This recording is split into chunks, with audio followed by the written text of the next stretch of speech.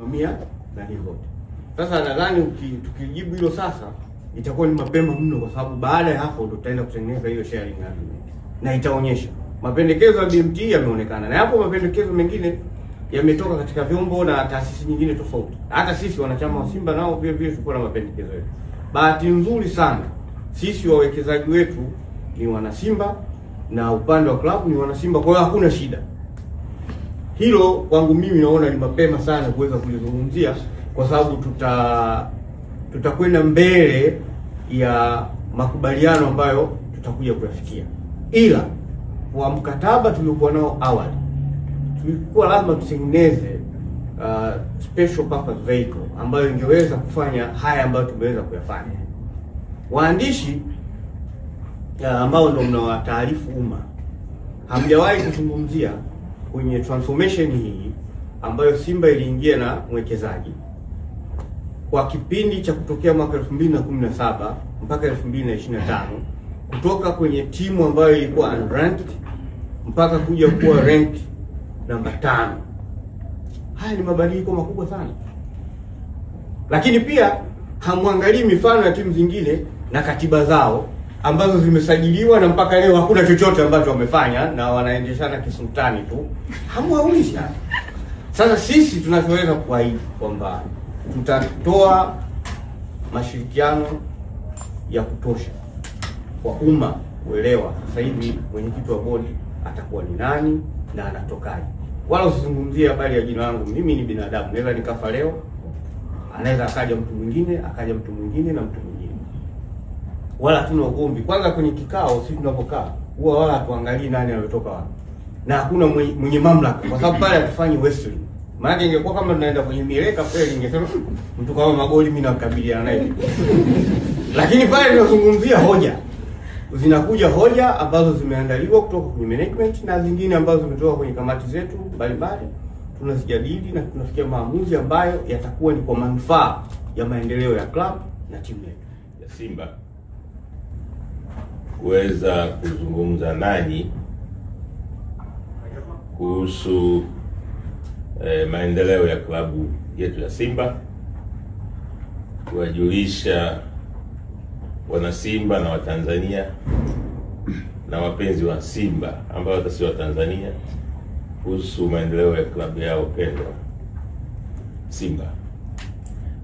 Pamoja nami nimefuatana na makamu mwenyekiti wa bodi ambaye ni mwenyekiti wa klabu ya Simba pia Bwana Murtaza Mangungu, na mtendaji afisa mtendaji mkuu wa Simba CEO Zubeda Sakuru, pamoja na wafanyakazi wengine wa Simba, idara ya habari wakiongozwa na Bwana Ahmed.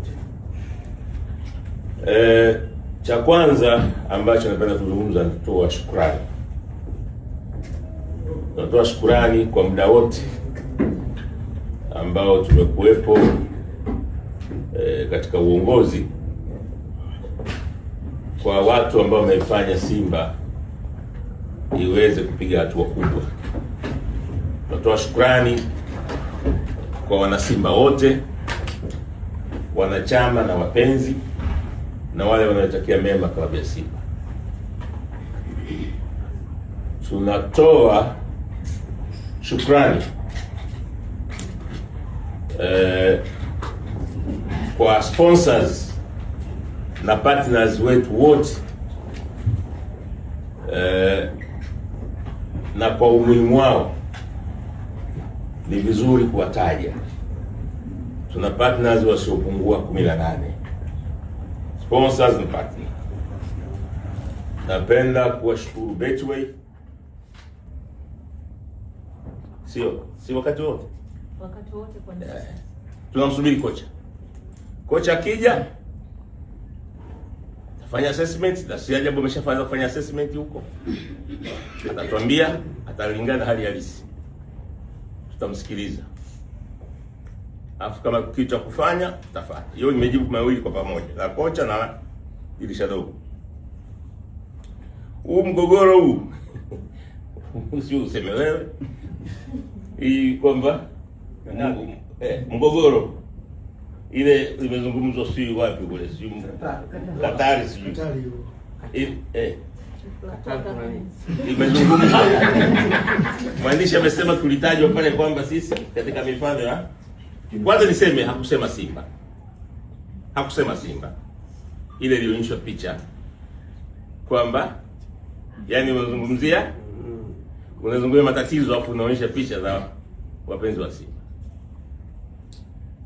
Mimi kwa maoni yangu mimi, that was uncalled for and it was very unfortunate kutoka kwenye mtu ambaye anatoka ardhi ya Tanzania, ambaye ndio anasema mwenyekiti wa vilabu, lakini anaamua kuonyesha Afrika na dunia kwamba Tanzania kuna nini? Kuna shida.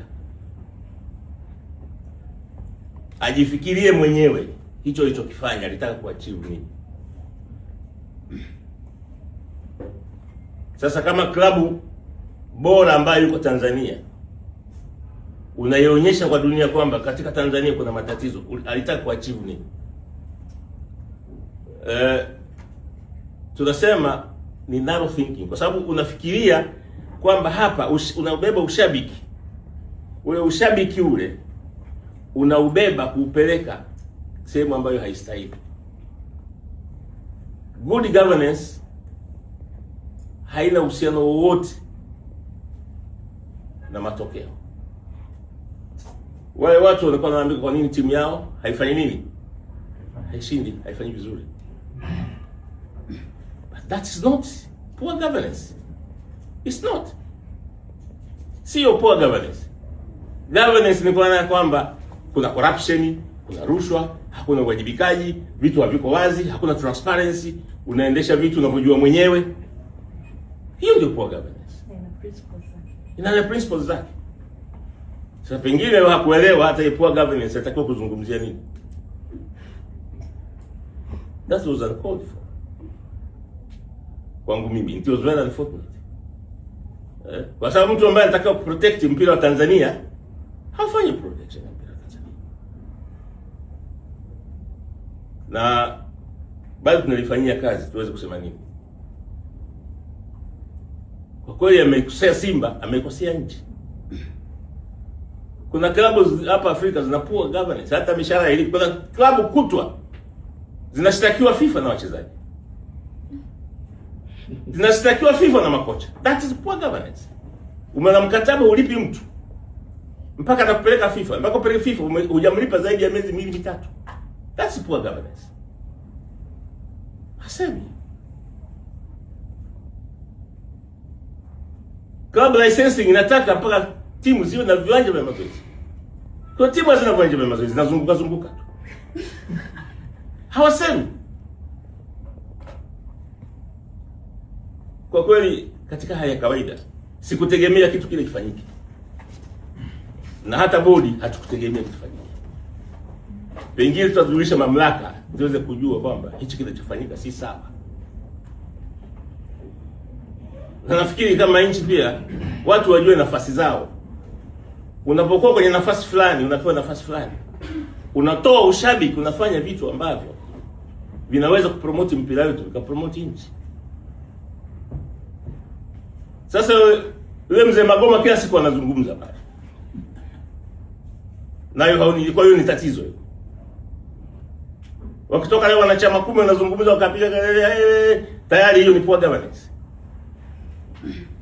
Come on. That was uncalled for.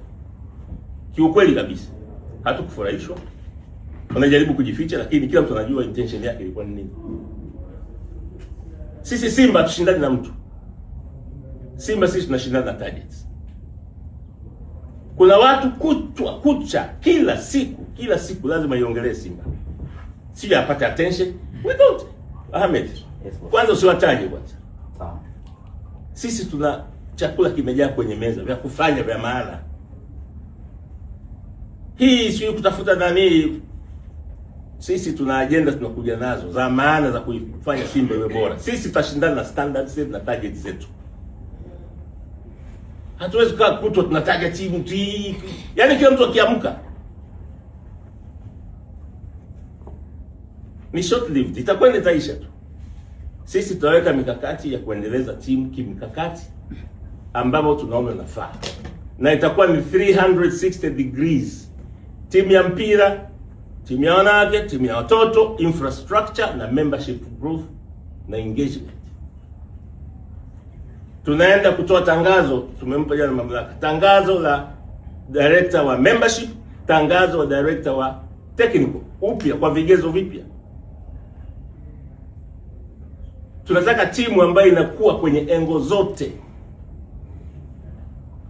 Hatutaki vitu vya propaganda tu hivi, ili kesho na kesho kutwa hata tukiondoka sisi hapa, anakuja mtu anakuta kuna watendaji waliokamilika, kuna vitu vimekamilika katika Simba. Klabu inapiga hatua kubwa. Trust me, this club is going to be great. Sio kwa maigizo, kwa kuweka malengo yake wenyewe ya kukua na kuata klabu vizuri. Mimi si yako na usio Manchester kila siku anasema sweet mgani. Wanaweka malengo yao. Hiyo ndio Simba, ndio vision ya Simba tunakujenga. Simba hiyo.